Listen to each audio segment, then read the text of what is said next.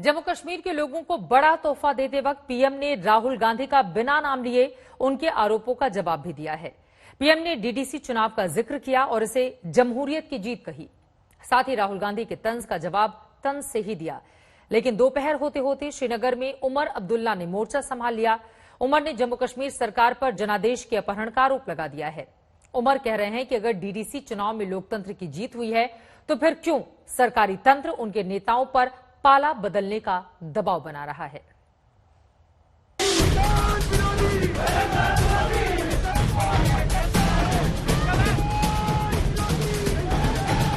तरीका है डिटेन करना, मारना, पीटना, ये इनका तरीका है, बट हम नहीं करते। ये आप किस देश की बात कर रहे हो? कि कौन सी देश की बात कर रहे हो? डेमोक्रेसी या मतलब कौन से देश की बात कर रहे हो? इंडिया की बात कर रहे हो? इंडिया में कोई डेमोक्रेसी नहीं है। डेमोक्रेसी इंडिया में ये मतलब आपके इमेजिनेशन में हो सकती है, मगर रियलिटी में नहीं। करीब 48 घंटे पहले राहुल गांधी ने सरकार के चाल चरित्र और चेहरे पर प्रहार करने वाले अंदाज में सियासी तंज किया था।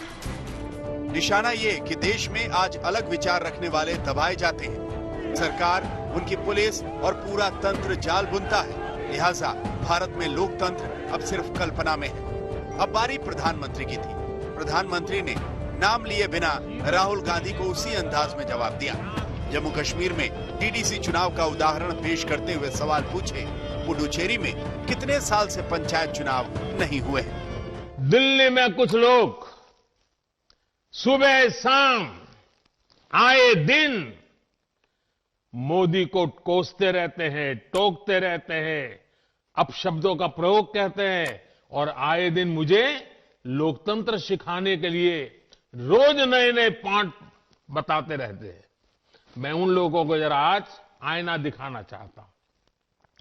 कुछ राजनीतिक दलों की कथनी और करनी में कितना बड़ा फर्क है, लोकतंत्र के प्रति वो कितना गंभीर है, इस बात से भी पता चलता है। इतने साल हो गए पुडुचेरी में पंचायत वगैरह चुनाव नहीं होने दिए जा रहे। जम्मू कश्मीर में डीडीसी चुनाव में जमहूरियत का डंका बजा। चुनाव में असल जीत लोकतंत्र की हुई। अलगाववादियों को दरकिनार कर लोगों ने बेखौफ होकर लोकतंत्र की जड़ों को मजबूत किया। सारे मिथक टूट गए।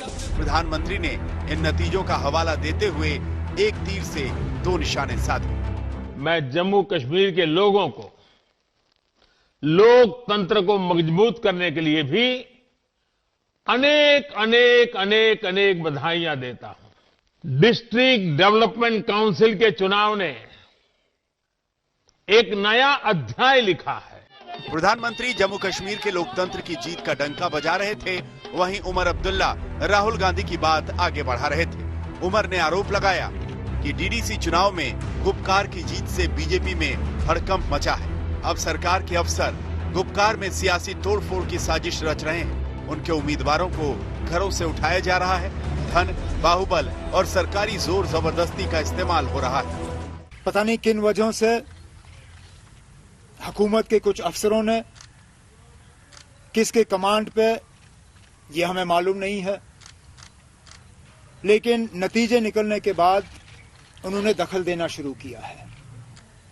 जिन जिलों में पकड़ दकड़ के जरिए वो रिजल्ट को तब्दील कर सकते हैं और डीडीसी चेयरमैन जो है अलायंस को छोड़ के दूसरी पार्टी का बना सकते हैं, वहां पे जोरों शोर से ये काम चल रहा है। उमर अब्दुल्ला ने आरोप लगाया कि गुपकार गठजोड़ के जीते हुए उम्मीदवारों से जोर जबरदस्ती की जा रही है। शोपियां जिले में उनके दो नेताओं पर दबाव बनाया जा रहा है। उमर अब्दुल्ला सबूत भी पेश कर रहे हैं। सोच समझ के ये अल्फाज जबरदस्ती इस्तेमाल कर रहा हूं क्योंकि मेरे एक साथी यहां बैठे हैं जिन्होंने टेलीफोन की रिकॉर्डिंग की है, जिसके बाद सारा बिल्कुल क्लियर ये पता चल जाता है कि यहाँ पे एडमिनिस्ट्रेशन और एडमिनिस्ट्रेशन के कुछ लोग हुकूमत और पुलिस का इस्तेमाल कर रहे हैं। उमर अब्दुल्ला के आरोपों में अगर सच्चाई है तो ये जम्मू कश्मीर में लोकतंत्र की जीत के जश्न को थोड़ा फीका जरूर कर रहा है।